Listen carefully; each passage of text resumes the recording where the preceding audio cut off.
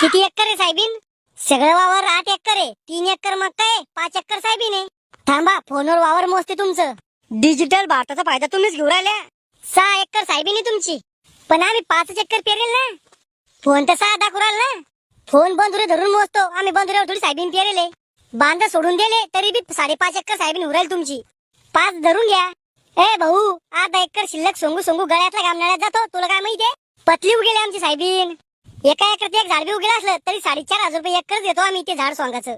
बरं जाऊ द्या, 5.5 एकर ना तर 5.5 धरा, पण मी हात लावणार नाही. काय सगळं तुम्हाला करणं पडन.